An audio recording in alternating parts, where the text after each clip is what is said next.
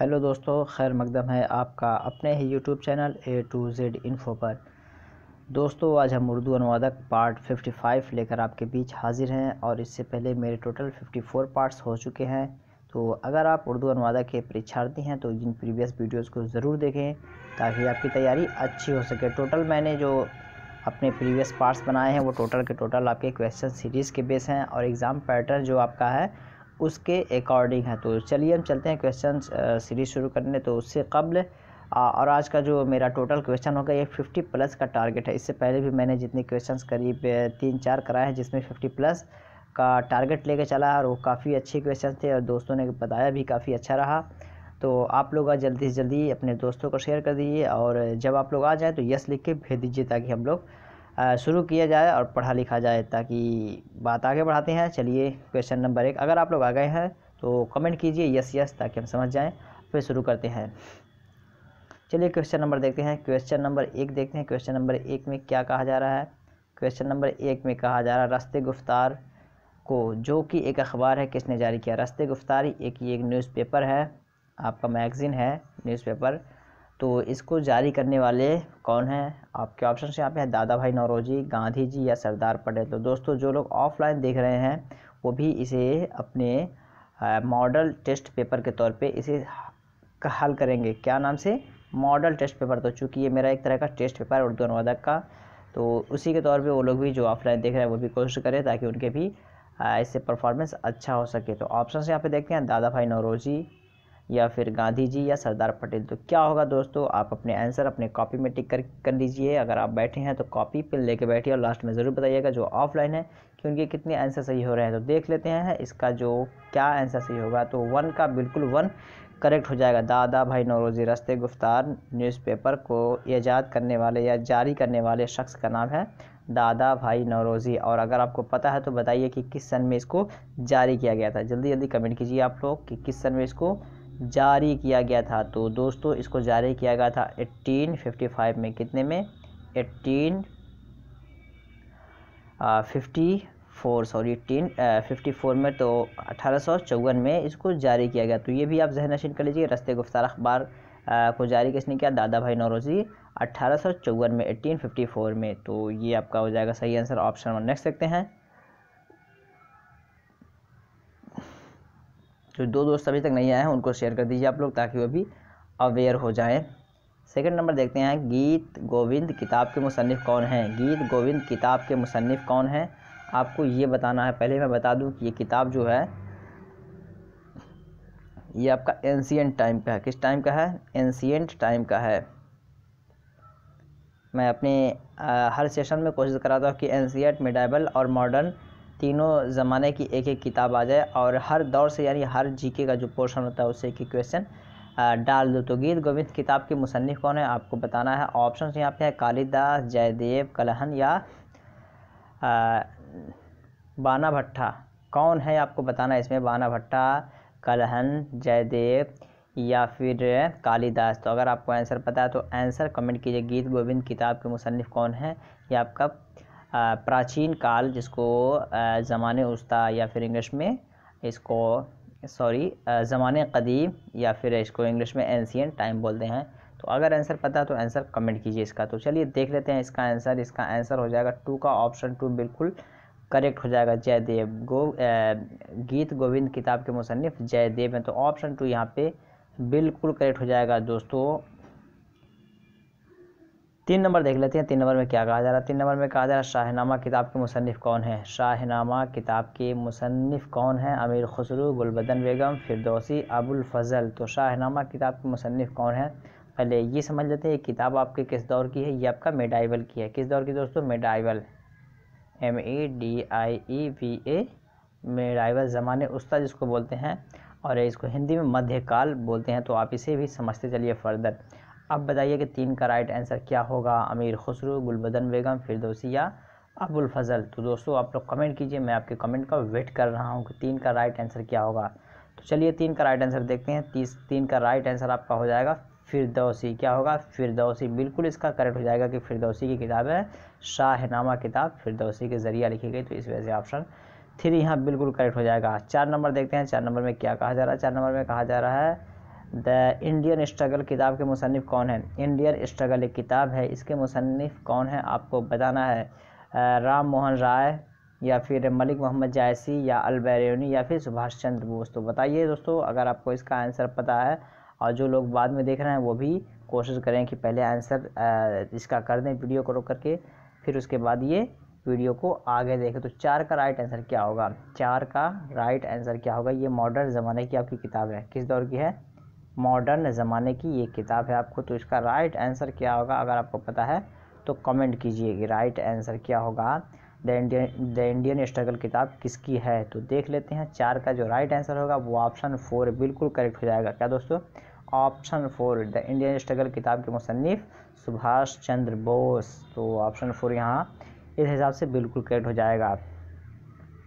कुछ लोग कहते हैं कि सर आप लाइव कब होते हैं उसका नोटिफिकेशन नहीं आता। तो दोस्तों मैं बार बार कहता हूं, या तो चैनल को आप सब्सक्राइब नहीं किए होंगे, और अगर किए होंगे तो बेल आइकॉन को नहीं दबाए होंगे। बेल आइकॉन दबाने के बाद आपको एक 3 ऑप्शन दिखता हो, जिसमें से आपको ऑल पे सिलेक्ट करना है। किस पे सिलेक्ट करना है?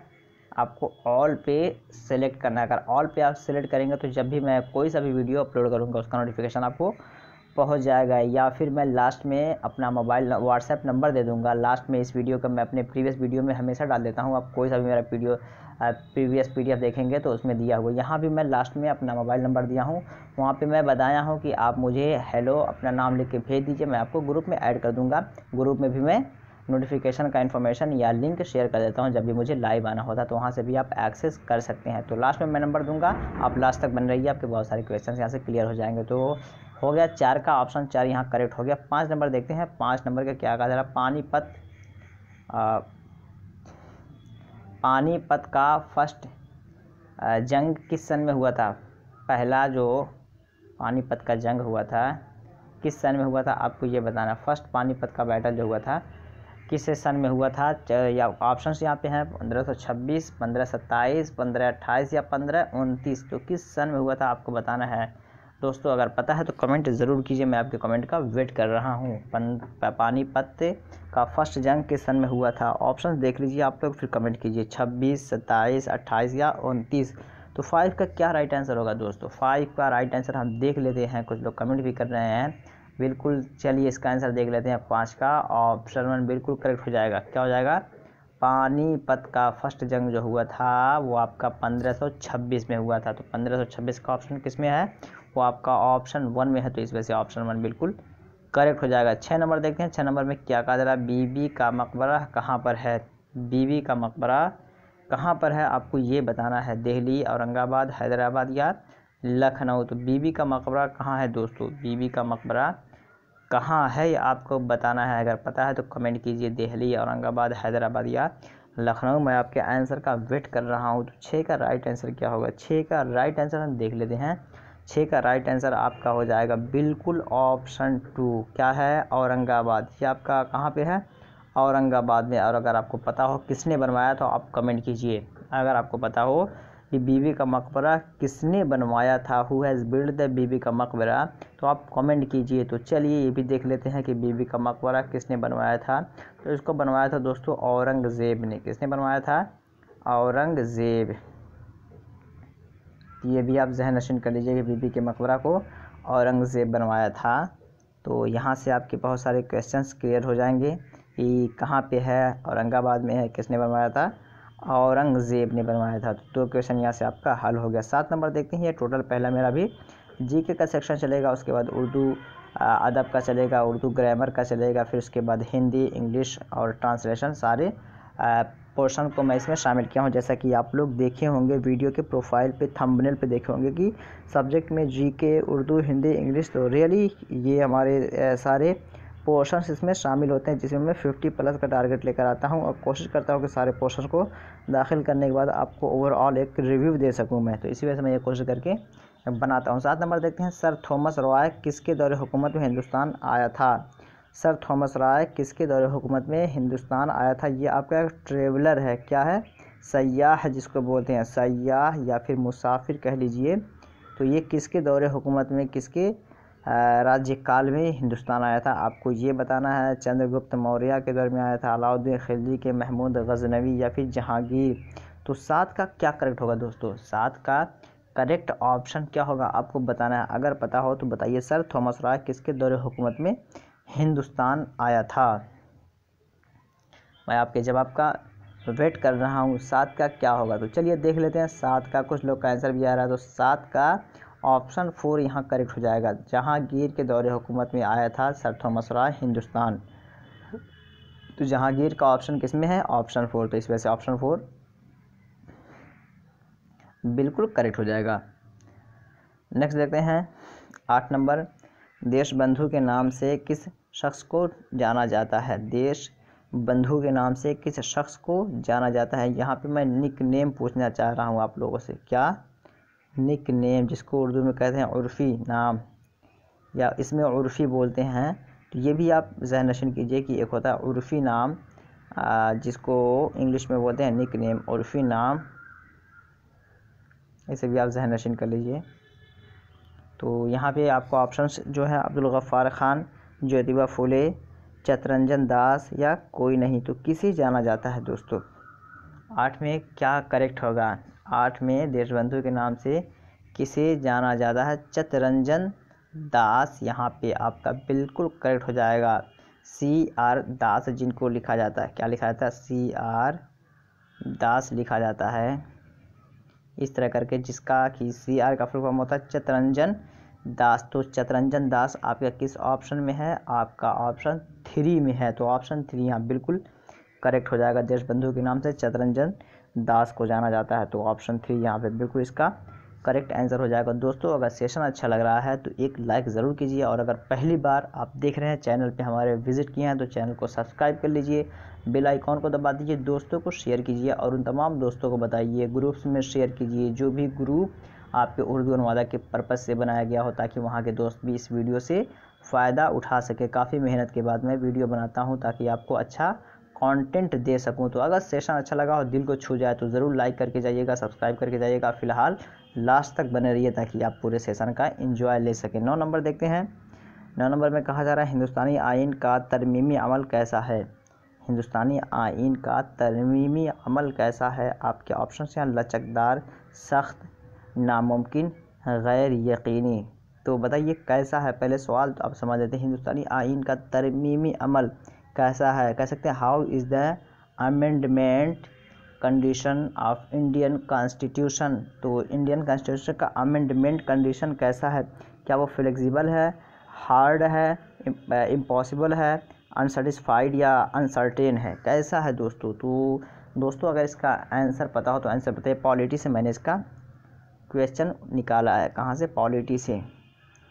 मैं कहता हूँ कि आप अगर जीके का सवाल तैयारी कर रहे हैं तो कहीं से भी आपका क्वेश्चन पूछा जा सकता है। तो इस वजह से मैं पॉलिटी से इसको निकाला हूँ।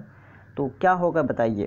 तो दोस्तों जो हिंदुस्तान का आईनी तरमीमी अमल फ्लेक्सिबल इसे बोलते हैं। क्या बोलते हैं? फ्लेक्सिबल, FLEXIBLE, फ्लेक्सिबल है, लचकदार जिसको बोलते हैं। तो लचकदार का ऑप्शन किस में है दोस्तों? लचकदार का ऑप्शन आपका ऑप्शन 1 में है। तो ऑप्शन 1 यहाँ बिल्कुल करेक्ट हो जाएगा कि हिंदुस्तान का आईनी तरमीमी अमल लचकदार है, बहुत आसान है, फ्लेक्सिबल है। उसके रिक्वायरमेंट्स को पूरा करने के बाद उसमें तरमीम अमेंडमेंट हो सकता है। अब देखिए तरमीम को इंग्लिश में क्या बोलते हैं? अमेंड बोलते हैं। यहाँ से आप मुफरदात भी समझ लीजिए। अमेंड बोलते हैं, क्या बोलते हैं? अमेंड बोलते हैं। और उर्दू में आपका तरमीम, और हिंदी में इसको लिख दीजिए संशोधन। क्या बोलते हैं? संशोधन। तो ये आपका उर्दू, हिंदी, इंग्लिश के मुफरदात भी यहाँ से क्लियर होते जाएंगे। 10 नंबर देखते हैं। 10 नंबर में हिंदुस्तानी आइन में बुनियादी जिम्मेदारी कहाँ से लिया गया है? हिंदुस्तानी आइन में बुनियादी जिम्मेदारी कहाँ से लिया गया है? जर्मनी, रूस, अफ्रीका या अमेरिका से? कहाँ से लिया गया है दोस्तों? सवाल समझ लीजिए पहले। हिंदुस्तानी आइन में बुनियादी जिम्मेदारी को क्या बोलते हैं? फंडामेंटल ड्यूटीज़ बोलते हैं। क्या बोलते हैं? फंडामेंटल ड्यूटीज़ बोलती है। तो ये कहाँ से बोरो किया गया? मैं बोरो के हवाले से मैं अपने 51 या 50 वाले पार्ट्स में मैंने बताया वहाँ से बोरो का इस्तेमाल कैसे होता है। तो वहाँ आप प्रीवियस वीडियो को देख लीजिए। 50 कोशिश कीजिए कि आप 55 के बाद का जो वीडियो है उसे आप ज़रूर देखें, क्योंकि 55 के बाद का जो वीडियो मैंने मर्ज करके बनाया सारे सब्जेक्ट्स को शामिल करके, और रिपीटेशंस बहुत कम हुए हैं उसमें।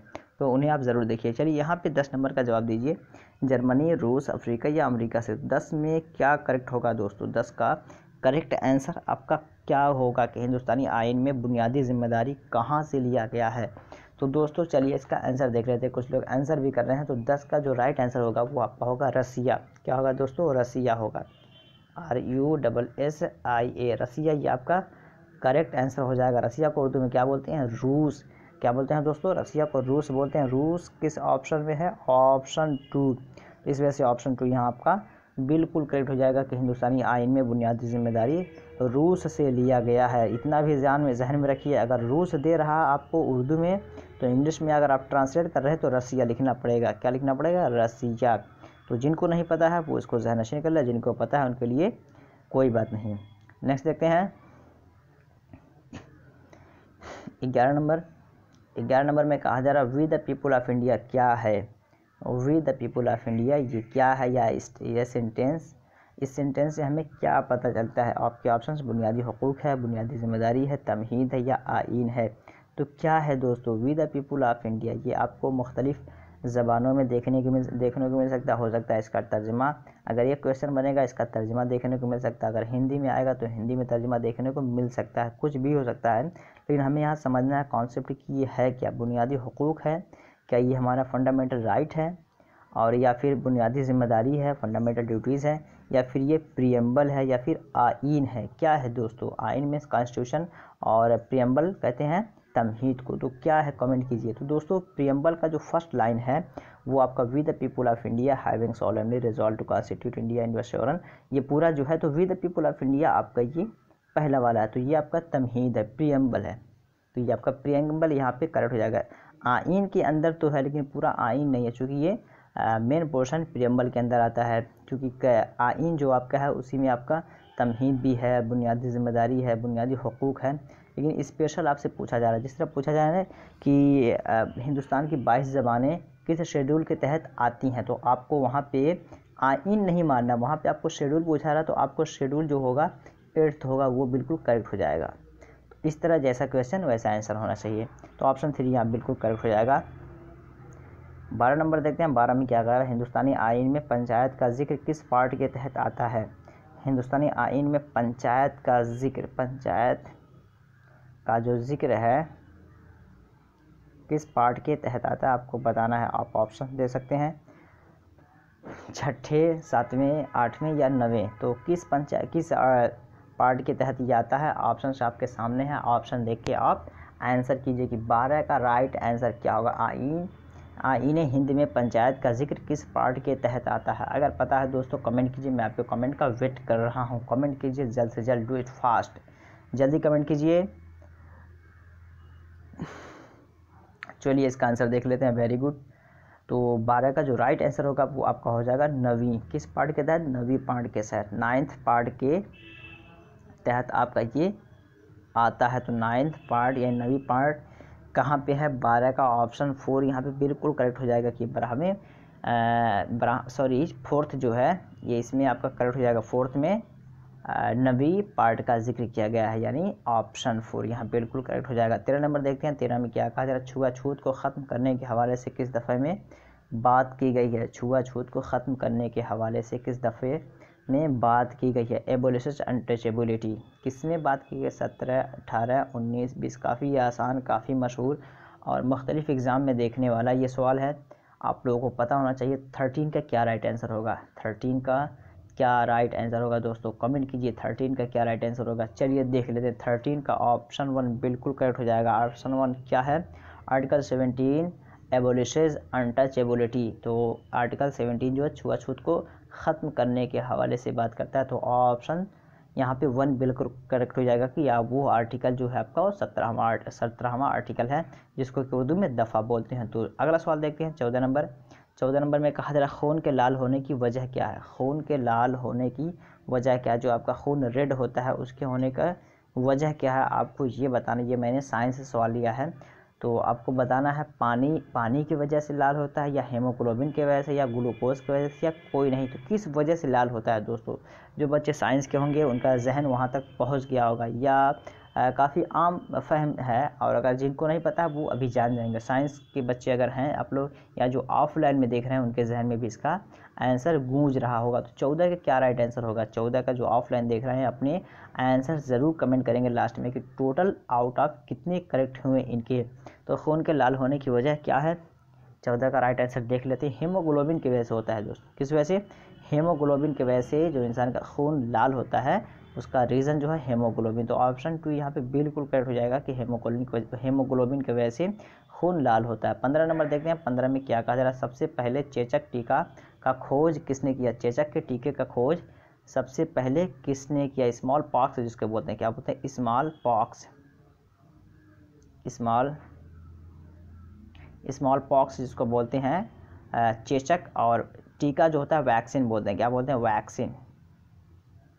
तो वैक्सीन जिस तरह होता है ये आपका बीमारी का इलाज का एक तरह का टीका होता है। तो जैसा कि अभी एक तरह का चला हुआ वायरस, कोरोना वायरस, ये एक तरह का आपदा कह सकते हैं, ये एक तरह की बला मुसीबत कह सकते हैं। अल्लाह बचाए इस मुसीबत से हम तमाम लोगों को, हम तमाम दुनिया के लोगों को कि ये कैसा बला है। और इसके लिए ज़रूरी है कि आप लोग ख़ुद अपना सेल्फ़ प्रिकॉशन लें, अपना परहेज़ करें, हैंड शेकिंग कम करें और गैदरिंग प्लेस पे कम जाएं, ताकि जहाँ तक हो सके अगर आप सेल्फ़ प्रिकॉशन कर रहे हैं, परहेज़ कर रहे हैं, तो इससे बचने के इम्कानात ज़्यादा हैं। अदरवाइज़ और जो इसके प्रिकॉशंस बताए गए हैं कि पब्लिक प्लेस या स्नीजिंग जिसको हो रही है वहाँ से दूर रहने के लिए, अगर इन तमाम चीज़ों पे अमल कर रहे हैं तो इसके चांसेस कम है। अदरवाइज़ जिसको है तो उससे आप काफ़ी दूर रहें, और हमें अल्लाह से दुआ करने की ज़रूरत है कि अल्लाह ऐसी मुसीबत से हम तमाम को महफूज रखे।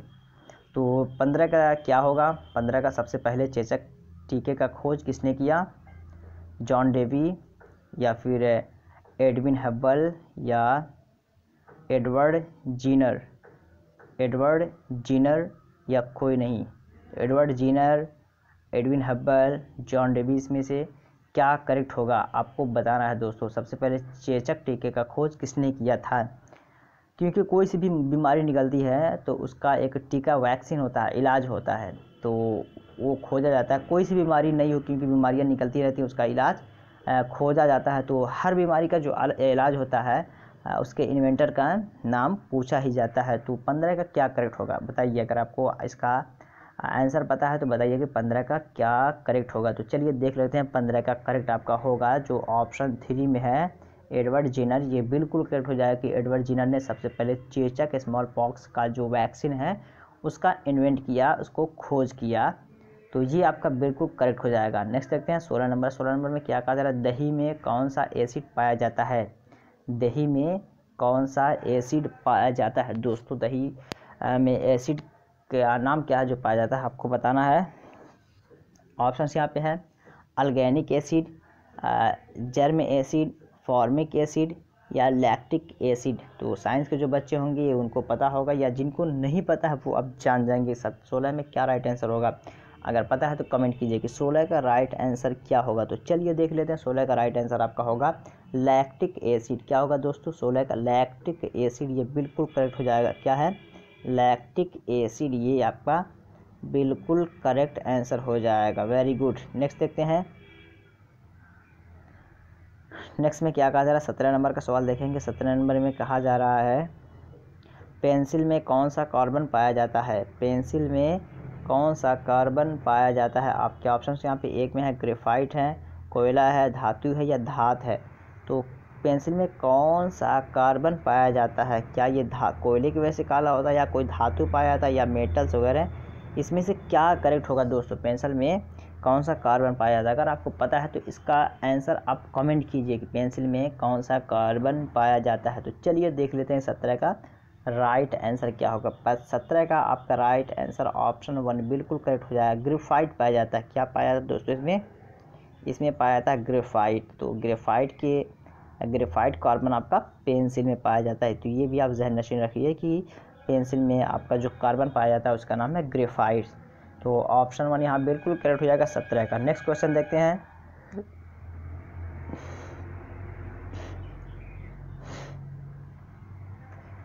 सत्रह नंबर 18 नंबर में कहा जा रहा है न्यूटन ने हरकत के कितने कवानीन दिए हैं?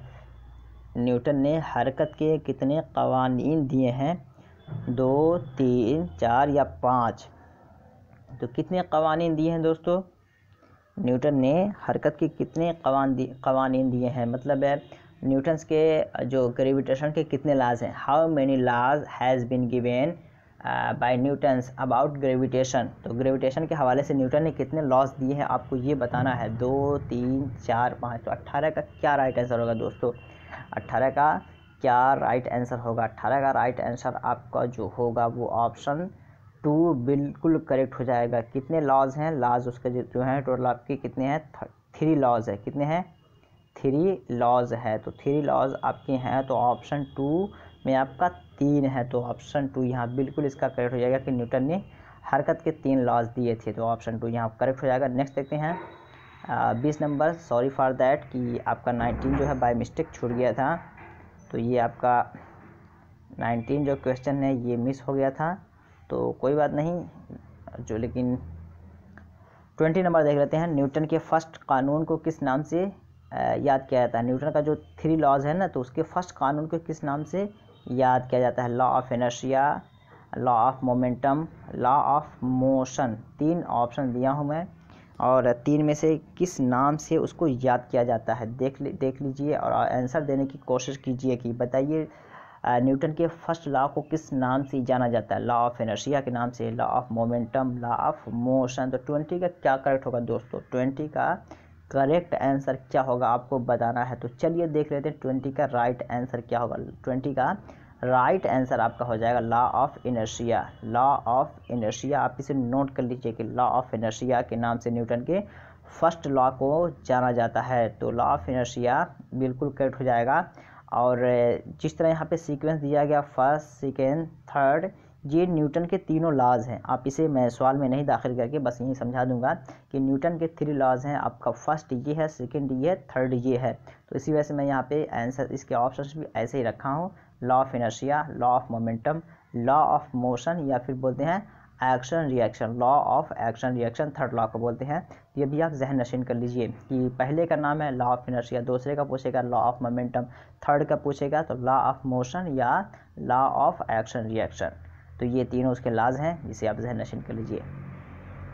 21 नंबर देखते हैं। 21 में क्या कहा जा रहा है? न्यूटन के किस कानून पर रॉकेट चलता है? न्यूटन के 3 लॉज हैं ग्रेविटेशन के हवाले से, तो किस लॉ पे, किस कानून पे जो रॉकेट है वो चलता है या उड़ता है? तो आपको ये बताना है। ऑप्शंस पहले, दूसरे, तीसरे या चौथे। तो 21 का राइट आंसर क्या होगा? अगर आपको पता है, मैं तीनों का नाम बता दिया हूँ, तो तीनों में से क्या करेक्ट होगा? 21 में क्या होगा दोस्तों? 21 का राइट आंसर बताना है कि रॉकेट जो आपका उड़ता है या चलता है किस लॉ पे चलता है 21 का। चलिए आंसर देख लेते हैं। 21 का ऑप्शन 3 बिल्कुल करेक्ट हो जाएगा। क्या है? न्यूटन के किस कानून पे रॉकेट चलता है? तो न्यूटन के थर्ड लॉ जो है लॉ ऑफ मोशन। क्या है? लॉ ऑफ मोशन पे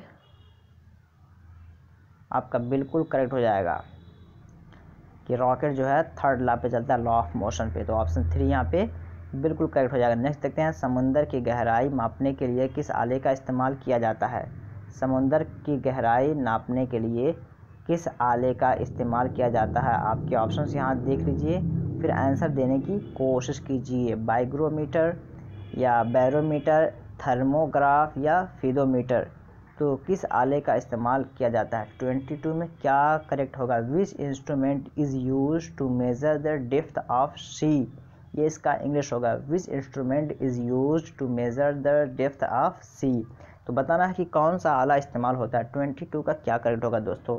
अगर आपको इसका आंसर पता है तो कमेंट कीजिए। मैं आपके कमेंट का वेट कर रहा हूँ कि कमेंट में आपके जो आंसर आएंगे वो क्या होंगे। तो चलिए देख लेते हैं 22 का क्या आंसर होगा। 22 का जो करेक्ट होगा वो आपका फैदोमीटर होगा। क्या होगा?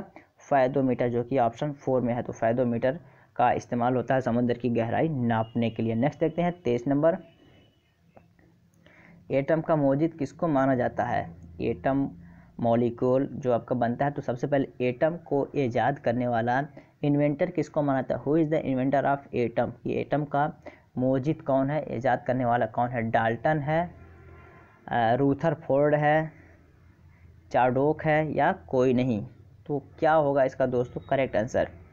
अगर आपको इसका आंसर पता है तो आंसर कमेंट कीजिए। 23 का ये सवाल है इसमें राइट आंसर क्या होगा? तो दोस्तों एटम का मोजिद जो माना जाता है 23rd में डाल्टन को माना जाता है। किसको माना जाता है? डाल्टन को। तो डाल्टन को इसका मोजिद माना जाता है। तो डाल्टन किस ऑप्शन में है? 23rd में डाल्टन आपका ऑप्शन 1 है। तो ऑप्शन 1 यहाँ बिल्कुल करेक्ट हो जाएगा कि एटम का मोजिद डाल्टन को माना जाता है। डाल्टन आपका ऑप्शन 1 है, तो ऑप्शन 1 यहाँ बिल्कुल करेक्ट हो जाएगा। नेक्स्ट देखते हैं 24 नंबर, कंप्यूटर का बाप किस शख्सियत को कहा जाता है?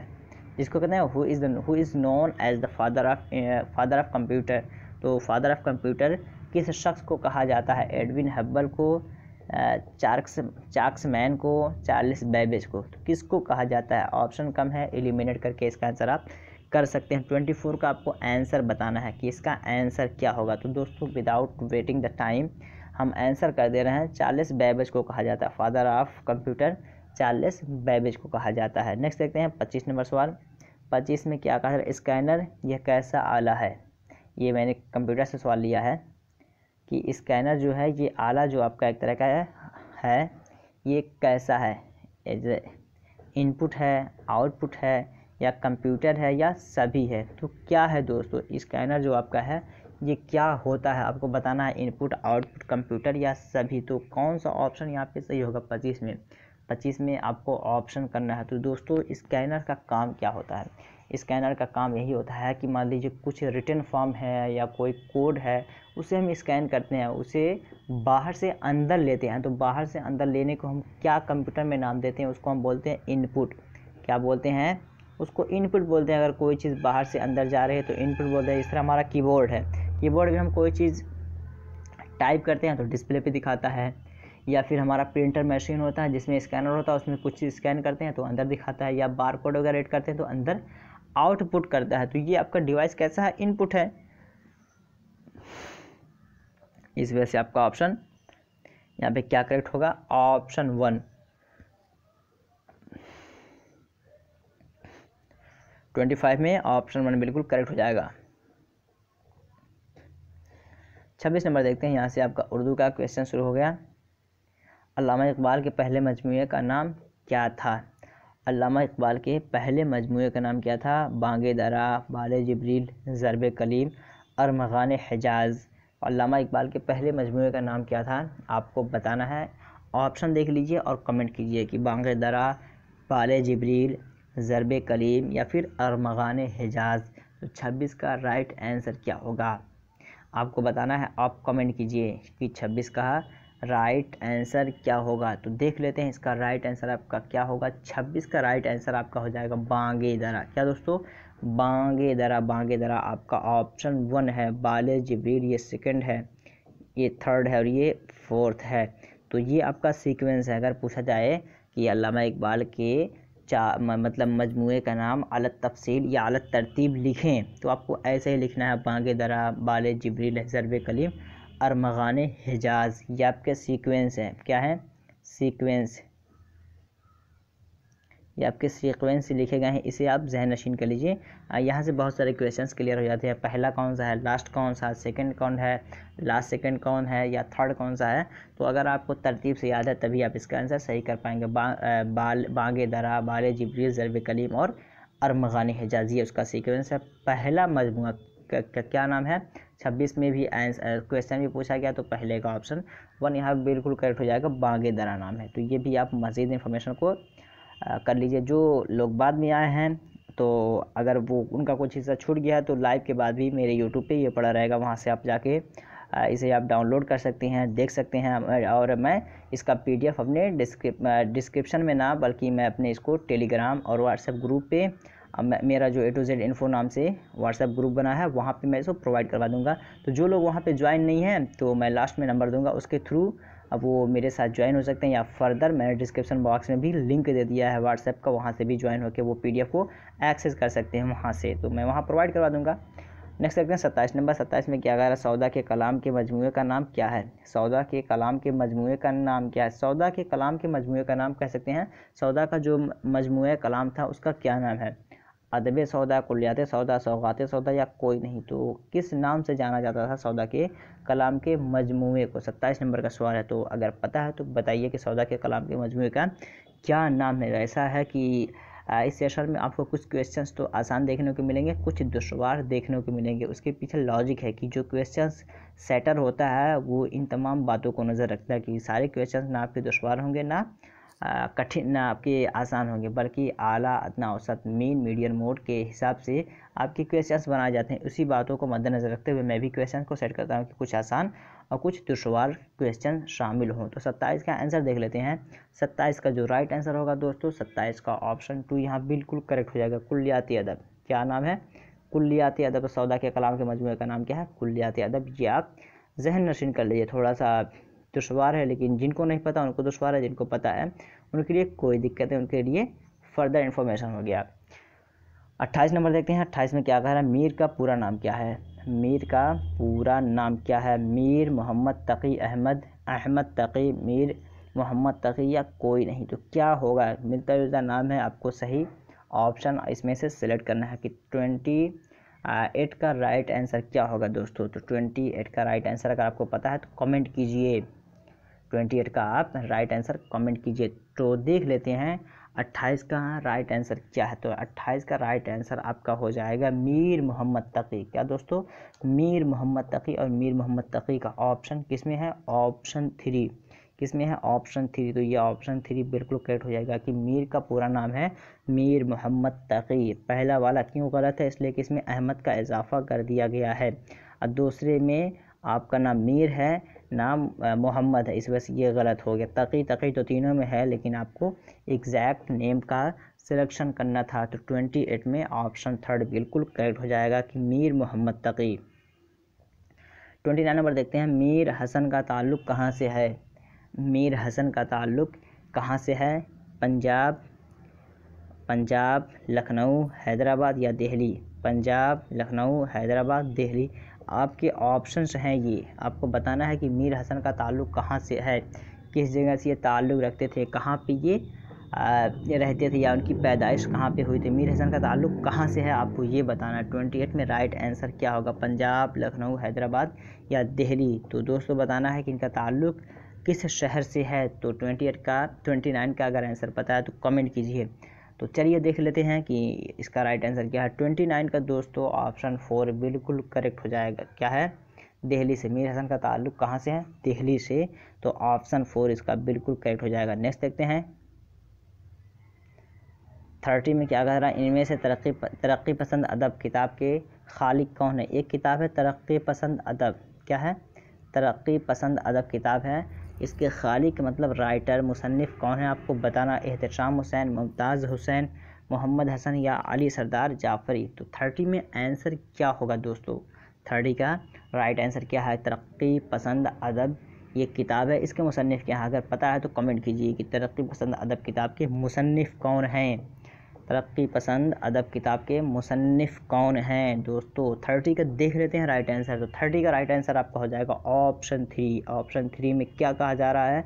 ऑप्शन 3 में कहा जा रहा है कि मोहम्मद हसन तरक्की पसंद किताब के मुसन्निफ़ हैं। तो बिल्कुल ये सही हो जाएगा कि तरक्की पसंद किताब के मुसन्निफ़ आपके मोहम्मद हसन है। तो दोस्तों अगर वीडियो अच्छा लग रहा हो तो लाइक ज़रूर कीजिएगा। लाइक करने से मोटिवेशन मिलता है। तो ऑप्शन 3 के बाद नेक्स्ट चलते हैं 31 नंबर पे। 31 में क्या कहा जा रहा है? दर्ज झेल में कौन सा इमला दुरुस्त है? आपका डिक्टेशन से कुछ क्वेश्चन मैं यहाँ पे दाखिल किया हूँ कि डिक्टेशन आपका कितना सही है। कुछ लोगों के लिए काफ़ी आसान होगा, जिनको उर्दू पे कमांड होगा, राइटिंग वगैरह पे वो आसानी से कर लेंगे। जिनको राइटिंग या स्क्रिप्ट पे दिक्कत होगी उनको थोड़ी दुश्वारी होगी। तो देख लेते हैं अस्तबल अस्तबल अस्तबल अस्तबल। कुछ पढ़ने की ज़रूरत नहीं है, बल्कि ऑप्शन आप देख के कमेंट कीजिए कि कौन सा इसमें रस्मुल ख़त आपका सही होगा। 31 में क्या राइट आंसर होगा दोस्तों? 31 का अगर आपको ऑप्शन सही पता है तो बताइए कि क्या करेक्ट होगा 31 पे। तो चलिए इसका भी आंसर देख लेते हैं। 31 का आपका अस्तबल बिल्कुल करेक्ट हो जाएगा। क्या हो जाएगा? अस्तबल। कहाँ बोलते हैं? घोड़े बांधने वाले घर को हम अस्तबल खाना बोलते हैं। तो ये आपका अलिफ स्वाद तो बा लाम से जो लिखा जाता है ये आपका बिल्कुल करेक्ट इमला हो जाएगा। अगला देखते हैं 32 नंबर, कौन सा लफ्ज़ सही है, कौन सा लफ्ज़ सही है, फर्स्ट, सेकेंड, थर्ड या फोर्थ, कौन सा लफ्ज़ सही है आपको बताना है।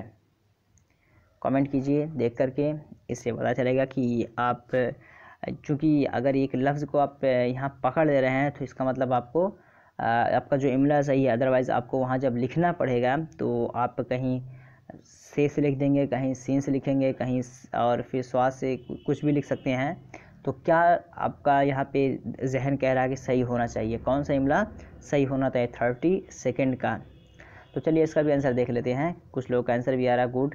तो 30 सेकेंड का देख लेते हैं, यहाँ पे जो हो जाएगा ख़ास हो जाएगा। क्या है दोस्तों, ख़ास बोलते हैं ना, मुख्य जानकारी, जिसको मुख्य बोलते हैं आपका हिंदी में। तो यहाँ पे ज़्यादा हिंदी से कुछ ताल्लुक़ नहीं है इसका, बस यहाँ पे उर्दू रस्मुल ख़त है और ये आपका ख़ास हो जाएगा, जिसको इंग्लिश में स्पेशल बोलते हैं। तो यहाँ पे ख़ास ऐसे लिखिएगा तभी आपका ये सही होगा, स्पेशल या मुख्य के माने में। अदरवाइज़ साथ लिखिएगा या इससे लिखिएगा तो ये आपका सब गलत हो जाएगा। तो ये थर्ड वाला जो है ये बिल्कुल आपका प्योर है, परफेक्ट है। तो ऑप्शन 3 बिल्कुल सही हो जाएगा। 33 देखते हैं, 33 में क्या कहा जा रहा है। 33 में कहा जा रहा है दर्ज झेल में कौन सा इमला दुरुस्त है।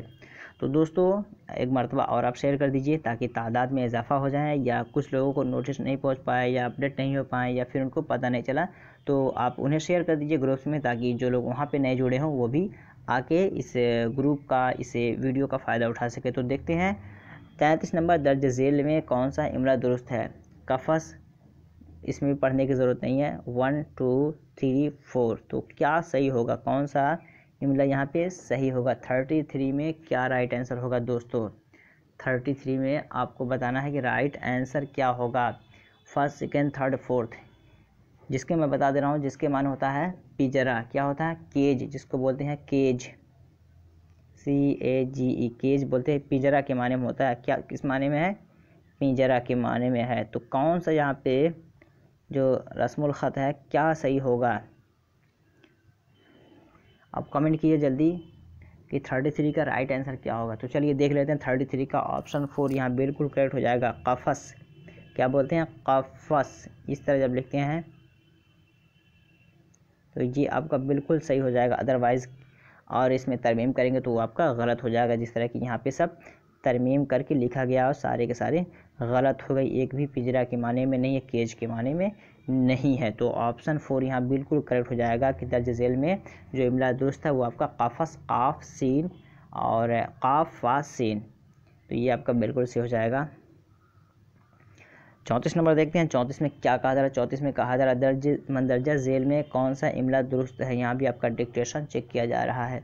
मंदरजा झेल में कौन सा इमला दुरुस्त है, फर्स्ट, सेकेंड, थर्ड, फोर्थ, तो क्या सही है दोस्तों आपको बताना है।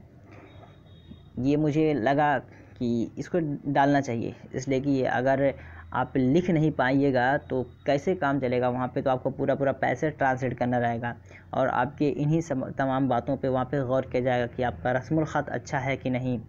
सुराही को कहीं आप छोटी हा से तो नहीं लिख दे रहे हैं, छोटी सीन से तो नहीं लिख दे रहे हैं, या फिर कुछ और इस तरह तरमीम करके नहीं लिख दे रहे हैं। तो आपको इमला पे अच्छा करना है, आप प्रैक्टिस कीजिए और जो अल्फाज जहन में आए उसे आप नोट कीजिए, फिर फर्दर उसे चेक कीजिए कि इसे कैसे लिखा जाता है, ताकि आपका इमला डिक्टेशन जो है करेक्ट हो जाएगा। तो यहाँ बताइए 34 का राइट आंसर क्या होगा। तो चलिए देख लेते हैं 34 का राइट आंसर क्या होगा दोस्तों। 34 का राइट आंसर आपका हो जाएगा सुराही। और आप लोग को अंदाज़ा लग ही गया होगा ये वाला आपका किस में है। ये आपका है आपका स्वाद जो है, स्वाद रा अलिफ हा ये ऑप्शन 3 में है सुराही। तो ऑप्शन 3 बिल्कुल इसका करेक्ट हो जाएगा।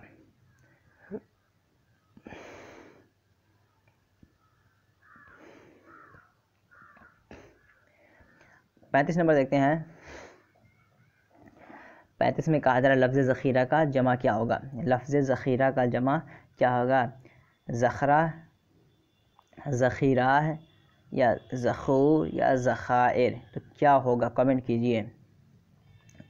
ये आपके कह सकते हैं कि सिंगुलर प्लूरल फॉर्म में लिया गया। कुछ दोस्त कमेंट किए कि सर आप सिंगुलर और प्लूरल फॉर्म को करा दीजिए, तो मैं कराऊंगा, कोशिश करूंगा कि नेक्स्ट वीडियो में कल जो कराऊं वो मैं आपको सिर्फ वोकैबुलरी कराऊंगा। नेक्स्ट वीडियो के लिए वोकैबुलरी का मैं कराऊंगा। तो आप लोग तैयार रहिएगा। वोकैबुलरी हम कल करेंगे, जिसमें हम कोशिश करेंगे कि उर्दू, हिंदी, इंग्लिश सारे मतलब लैंग्वेज को उसमें कवर कर सकें। एक वर्ड देंगे हम आपको, हम आपसे फिर पूछेंगे उसमें उसकी वाहिद क्या है, या फिर वाहिद जमा देंगे, वाहिद पूछेंगे, वाहिद देंगे, जमा पूछेंगे, या फिर हम आपसे उसके मानी पूछ लेंगे, ठीक है, या फेल वगैरह पूछ लेंगे। इस तरह एक तरह का हम कह सकते हैं कि कम्युनिकेट करेंगे एक दूसरे में, ताकि पता चले कि मतलब किसकी तैयारी कैसी है। तो हो सकता है नेक्स्ट क्लास मैं उसी के साथ आऊँ। तो लफ्ज़ ज़ख़ीरा का जमा क्या होगा, चलिए इसका देख लेते हैं राइट आंसर। तो 35 का राइट आंसर आपका क्या होगा, 35 का आपका राइट आंसर हो जाएगा 4 ज़ख़ायर। क्या दोस्तों, ज़ख़ायर, ये आपका हो जाएगा, इस तरह लिखती है ज़ख़ायर, तो ये आपका बिल्कुल करेक्ट हो जाएगा। बोलते हैं ना ज़ख़ीरा, इंसाइक्लोपीडिया बोलते हैं इस तरह, या फिर बोलते हैं विकीपीडिया, या स्टोरेज, स्टोरेज के माने भी इस्तेमाल होता है, STORAG, स्टोरेज बोलते हैं, ज़ख़ायर के माने में इस्तेमाल होता है। 36 नंबर देखते हैं, 36 में क्या कह रहा है, शुरफा किसका जमा है। शुरफा जो है ये किस लफ्ज़ का जमा है, शराफत, अशरफ, शरीफ या सभी। तो बताइए किसका जमा है दोस्तों, शुरफा जो है ये किसका जमा है, आपको बताना है, शराफत, अशरफ, शरीफ या सभी। तो अगर पता है तो कमेंट कीजिए, मैं आपके कमेंट का वेट कर रहा हूँ। तो चलिए आंसर देख लेते हैं without waiting the time. 36 number के क्या करेक्ट हो दोस्तों, 36 नंबर का ऑप्शन 3 बिल्कुल करेक्ट हो जाएगा। शरीफ का जो जमा होता है वो शुरफा होता है, शरीफों की जमात, अच्छों की जमात, तो शुरफा की जमात बोला जाता है। तो ऑप्शन 3 बिल्कुल इसका करेक्ट हो जाएगा। नेक्स्ट देखते हैं 37 नंबर, क़ल्ब की जमा क्या है। क़ल्ब की जमा क्या है बता दे रहा हूँ, इसको हिंदी में बोलते हैं हृदय और इंग्लिश में बोलते हैं हार्ट। क्या बोलते हैं, हार्ट, HEART, हार्ट, और उर्दू में इसको दिल बोलते हैं। यह अरबी का लफ्ज़ है, मैं अब बता दे रहा हूँ, फिर सुन लीजिए। क़ल्ब अरबी का लफ्ज़ है जिसके माने दिल के होते हैं, दिल यानी हार्ट, और हिंदी में इसको हृदय बोलते हैं। इसकी जमा आपको प्लूरल फॉर्म बताना है, बहुवचन फॉर्म बताना है इसका, क़ुलूब है या फिर क़ल्बात है या क़ल्बून है या सभी है। तो क्या बोला जाता है दोस्तों, क़ल्ब की जमा क्या कह सकते हैं, क़ल्ब की अरबी जमा यहाँ पे पूछा जा रहा है। तो क़ल्ब की जमा क्या है बताना है। 37 का राइट आंसर क्या होगा, चलिए देख लेते हैं। 37 का आपका राइट आंसर ऑप्शन 1 बिल्कुल करेक्ट हो जाएगा। क़ल्ब की जमा जो होता है आपका वो क़ुलूब होता है। क्या होता है दोस्तों, क़ुलूब। क़ुलूब किस में है, ऑप्शन 1 है, तो ऑप्शन 1 यहाँ बिल्कुल करेक्ट हो जाएगा। नेक्स्ट देखते हैं 38 नंबर, सप्लीकेशन का उर्दू तर्जुमा क्या होगा। इंग्लिश का एक वर्ड है सप्लीकेशन। सप्लीकेशन से इससे पता चलेगा कि आपके मुफ्रदात जो हैं क्लियर हैं कि नहीं। ऑप्शन देख लेते हैं, ख्वाहिश, दरख्वास्त, इल्तिजा या औजार। तो सप्लीकेशन क्या होता है दोस्तों बताना है आपको। सप्लीकेशन इंग्लिश का वर्ड है, इसका तर्जुमा उर्दू में क्या होता है, ख्वाहिश, दरख्वास्त, इल्तिजा, औजार। तो क्या होता है दोस्तों सप्लीकेशन। सप्लीकेशन का माना अगर ख्वाहिश तो नहीं होगा, दरख्वास्त में अगर थोड़ा बहुत आप बच रहे हैं तो मैं उसे क्लियर कर दे रहा हूँ कि दरख्वास्त भी नहीं होगा, क्योंकि होता है देखिए इल्तिजा जो होता है, इल्तिजा, I supplicated in the court of almighty अल्लाह, मैं अल्लाह की बारगाह में इल्तिजा किया, गुजारिश किया। तो दरख्वास्त के माने में थोड़ा बहुत आ सकता है, लेकिन दरख्वास्त के माने में अगर लेंगे तो यहाँ सस्पेंशन पैदा होगा कि यहाँ पे जो एक इंसान दूसरे इंसान से दरख्वास्त करता है, या फिर एक लेटर जो प्रिंसिपल को दिया जाता है या किसी और डिपार्टमेंट में दिया जाता है वहाँ जहन जाएगा। लेकिन इल्तिजा जो है ना, ये इल्तिजा आप बिल्कुल आपका यहाँ फिट हो जाएगा। तो ये इल्तिजा आपका बिल्कुल फिट हो जा रहा है कि अगर आप किसी से सप्लीकेट कर रहे हैं, गुजारिश कर रहे हैं, तो उसके माने में इस्तेमाल होता है। तो ये आपका ऑप्शन 3 बिल्कुल करेक्ट हो जाएगा। 39 नंबर देख लेते हैं, ये आपका इंग्लिश का सिंगुलर प्लूरल फॉर्म से है। नाइफ़ का जमा क्या होगा, नाइफ़ का जमा क्या होगा, यहाँ पे है सेकेंड, फर्स्ट है, सेकंड है, थर्ड है या 4 है। तो आप देख लीजिए, बताइए क्या है, नाइफ़ का जमा क्या बनता है, सभी बनते हैं या इसमें से कोई एक बनता है, बताना है दोस्तों। 39 का राइट आंसर क्या होगा, 39 का राइट आंसर आपको बताना है। चलिए इसका राइट आंसर का हम सिलेक्ट करते हैं। 39 का राइट आंसर ऑप्शन 2 होगा। क्या होगा दोस्तों, ऑप्शन 2। ऑप्शन 2 में क्या कहा जा रहा है, ऑप्शन 2 में कहा जा रहा है नाइव्स, KNIVES, नाइव्स जो कहा जा रहा है वही आपका बिल्कुल करेक्ट हो जाएगा, जिस तरह यहाँ पे है। ये इसके लिए फार्मूला है कि हर जगह यस या ES नहीं लगाते हैं, जिस तरह वाइफ का वाइव्स हो जाता है, इस तरह करके फार्मूला पूरा इसका है। इस पैटर्न पे आएगा तो उसको हम VAS में बदल देते हैं। तो यहाँ पे जो करेक्ट होगा ऑप्शन 2 हो जाएगा। नेक्स्ट देखते हैं 40 नंबर, पुलिस अंग्रेज़ी का कैसा इसमें है। ये पुलिस जो एक तरह का इसमें नाउन फॉर्म में है ना, ये अंग्रेज़ी में इसको अंग्रेज़ी का कैसा इसमें होना चाहिए, अंग्रेज़ी का जो इसम होता है उर्दू में इसका तर्जमा क्या होगा, उर्दू में अंग्रेज़ी में कैसा इसमें है और इसका तर्जमा उर्दू में क्या होता है, आपको ये बताना है। ऑप्शन देख लीजिए, इसमें जमा, वाहिद, मुज़क्कर या मुअन्नस। तो पुलिस क्या है दोस्तों, 40 में क्या राइट आंसर होगा, 40 में अंग्रेज़ी के हिसाब से उर्दू में इसका तर्जमा क्या हो जाता है, तो 40 का क्या राइट आंसर होगा। तो चलिए देख लेते हैं। ये इसमें जमा है क्या दोस्तों, इसमें जमा है, कलेक्टिव नाउन है, क्या है, कलेक्टिव नाउन है आपका, ये कलेक्टिव नाउन है, इस वजह से आपका ये इसमें जमा हो जाएगा। 41 देखते हैं, क्रिएशन का उर्दू तर्जमा क्या होगा, क्रिएशन का उर्दू तर्जमा क्या होगा, खालिक, तख्लीक, मखलूक या सभी। तो क्रिएशन का उर्दू तर्जमा क्या होगा दोस्तों, क्रिएशन का उर्दू तर्जमा क्या होगा, 41 का राइट आंसर आपको बताना है। चूँकि खालिक जो होता है ये क्रिएटर होता है, क्या होता है, क्रिएटर। तख्लीक जो होता है एक तरह का पैदा करना, क्रिएट करना, क्या होता है उसके लिए मस्तर का इस्तेमाल होता है, क्रिएट करना, CREAT, क्रिएट करना। और ये मखलूक जो है ना, ये पीपुल के माने में, जिसके माने क्रिएशन के हैं, सभी नहीं होगा, बिल्कुल सभी नहीं होगा, तख्लीक भी नहीं है, बल्कि एक तरह का पीपुल, नंबर ऑफ़ पीपुल बताया जा रहा है इन मेजॉरिटी। तो ये आपका हो जाएगा मखलूक या पीपुल कह लीजिए, लोग कह लीजिए, PEO, पीपुल, या फिर लोग या जनता या मखलूक, तो ये है। इस वजह से 41 का यहाँ पे ऑप्शन 3 बिल्कुल करेक्ट हो जाएगा, मखलूक। क्रिएशन का उर्दू तर्जुमा होता है मखलूक, तो ऑप्शन 3 यहाँ बिल्कुल करेक्ट हो जाएगा। नेक्स्ट देखते हैं, कुछ यहाँ वर्ड्स हैं जो कि उर्दू, हिंदी, इंग्लिश के हवाले से हैं। 42 देखते हैं, प्रिकॉशन का हिंदी अनुवाद क्या होगा। देखिए अभी मैं बोल रहा था, वर्ड भी आ गया।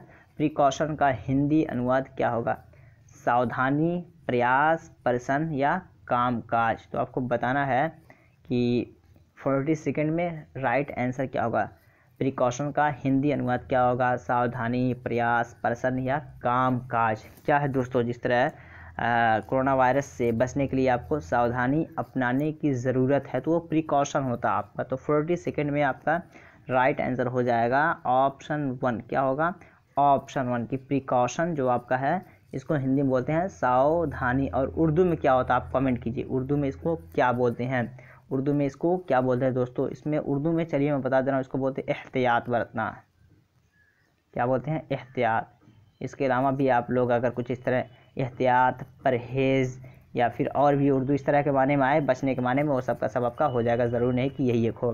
तो इस तरह का माना अगर उर्दू में आ रहा है तो वो सारे वर्ड्स हो जाएंगे। नेक्स्ट देखते हैं, ये आपका ट्रांसलेशन से है, मैंने यहाँ पे दाखिल किया ट्रांसलेशन के हवाले से कि 42 मैं बाज़ार में सारी चीज़ें ख़रीद रहा था, मैं बाज़ार में सारी चीज़ें ख़रीद रहा था। इसका ट्रांसलेशन आपको करना है, I am purchasing everything in the market.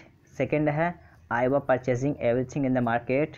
Third में है, I was purchasing everything in the market. Fourth में है, nothing was purchasing in the market. तो क्या करेक्ट होगा आपको बताना है कि मैं बाज़ार में सारी चीज़ें ख़रीद रहा था। कमेंट कीजिए, जल्दी जल्दी कमेंट कीजिए कि 42 का राइट आंसर क्या होगा दोस्तों। पहले एलिमिनेट मैं कर दे रहा हूँ कि पहला क्यों नहीं सही। यहाँ पे आपका पास्ट कंटिन्यूअस के हवाले से बात की जा रही है और यहाँ पे आपका प्रेजेंट कंटिन्यूअस है, इस वजह से आपका ऑप्शन 1 नहीं। सेकंड में आई के साथ हमेशा सिंगुलर फॉर्म लगता है, तो यहाँ पे वर्ड लगा दिया, इस वजह से ये कट गया।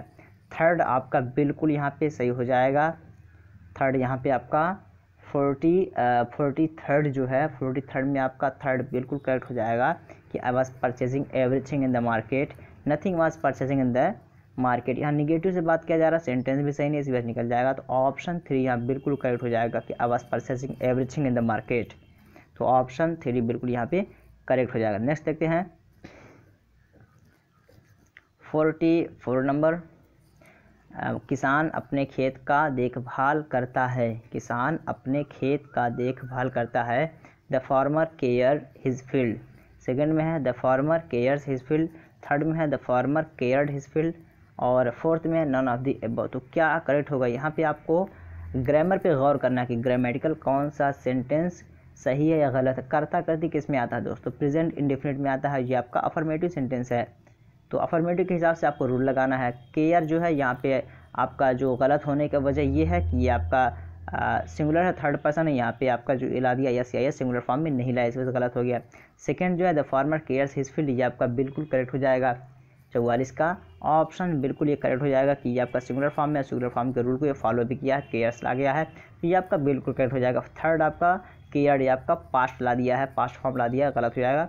और नन ऑफ द अबव है ही नहीं, इसलिए कि आपका इसमें ऑप्शन सेकंड सही हो जाएगा, तो इस वजह से यहाँ पे ऑप्शन सेकंड बिल्कुल सही हो जाएगा। अगला देखते हैं 45 नंबर, मैदान कारज़ार का अंग्रेज़ी तर्जमा क्या होगा। मैदान कारज़ार का अंग्रेज़ी तर्जमा क्या होगा, आपको ये बताना है। मैदान कारज़ार का अंग्रेज़ी तर्जमा क्या होता है। उर्दू का ये लफ्ज़ है, अगर आपको इसका तर्जमा नहीं पता है तो आपको दुश्वारी होगी, लेकिन अगर आप इसको समझ जाएंगे तो इसका आंसर आप आसानी से कर सकते हैं। मैदान कारज़ार जिसे बोलते हैं जहाँ पे जंग होती है, ठीक है, युद्धास्थल जिसको बोलते हैं, जहाँ पे जंग हो। आपके ऑप्शंस यहाँ पे हैं battle field, battle house, battle zone. तो मैदान कारज़ार का राइट ऑप्शन क्या होगा, अब तो आपको पता चल ही गया होगा। चलिए देख लेते हैं 45 का ऑप्शन 1 बिल्कुल करेक्ट हो जाएगा। मैदानी जंग के लिए बोला जाता है या मैदानी कारज़ार के लिए बैटल फील्ड, तो ये ऑप्शन 1 यहाँ बिल्कुल करेक्ट हो जाएगा। नेक्स्ट देखते हैं 46 नंबर, आत्मा का उर्दू अनुवाद क्या होगा। आत्मा का उर्दू अनुवाद बताना है। जागीर है, जिस्म है, बदन है या रूह है। आत्मा का उर्दू अनुवाद क्या होगा। आपके कुलू के लिए मैं बता दे रहा हूँ, कुछ लोग को तो पता भी होगा कि आत्मा का उर्दू अनुवाद क्या होगा, लेकिन इसको कुलू के लिए मैं इंग्लिश में बता दे रहा हूँ कि इसको क्या बोलते हैं। इंग्लिश में बोलते हैं सोल। क्या बोलते हैं दोस्तों, सोल। अब तो सबके जहन में इसका आंसर आ गया होगा। जागीर, जिस्म, बदन निकल जाएगा सब आपका। तो 46 का क्या राइट आंसर होगा दोस्तों। 46 का ऑप्शन 4 बिल्कुल करेक्ट हो जाएगा, जिसमें कि रूह के बारे में बात किया गया। इसको इंग्लिश में क्या बोलते हैं, सोल। तो ऑप्शन 4 यहाँ बिल्कुल करेक्ट हो जाएगा। नेक्स्ट देखते हैं हर्मिट का उर्दू तर्जमा क्या होगा। हर्मिट का उर्दू तर्जमा क्या होगा। बेईमान, जाहिद, ईमानदार या चोर। ये बता दूं, ये आपका रिलीजियन से रिलेट करता है। रिलीजियन से ये वर्ड RELIGION, धर्म से संबंधित ये वर्ड है। अब आपको माना बताना है यहाँ पे। बेईमान, जाहिद, ईमानदार या चोर। तो क्या होगा दोस्तों, हर्मिट का उर्दू तर्जुमा क्या होगा। 46 का अगर आपको आंसर पता है तो कमेंट कीजिए। इसका माने है दोस्तों जाहिद, इबादत गुजार जो होते हैं, परहेजगार, इबादत गुजार, उन्हें हम बोलते हैं हर्मिट। तो ये होता है चूँकि ये इस्लामिज़म से नहीं, अदर रिलीजन से बिलोंग करता है ये, तो इसी वजह से उनके रिलीजन के हिसाब से जाहिद जो होता है, परहेजगार, इबादत गुजार होता है, उन्हें वो हर्मिट बोलते हैं। लेकिन इसका तर्जुमा आपको हर्मिट ही करना है। जाहिद के माने हर्मिट, परहेजगार, इबादत गुजार, इस तरह का वर्ड मिले तो ये आपका वहाँ पे सही तर्जुमा हो जाएगा। तो यहाँ पे 47 का ऑप्शन 2 बिल्कुल करेक्ट हो जाएगा। 48 नंबर देखते हैं, खादिम का अंग्रेज़ी तर्जुमा क्या होगा। खादिम का अंग्रेज़ी तर्जुमा क्या होगा। पर्सन है, सर्वेंट है, जॉब है या कंपनी।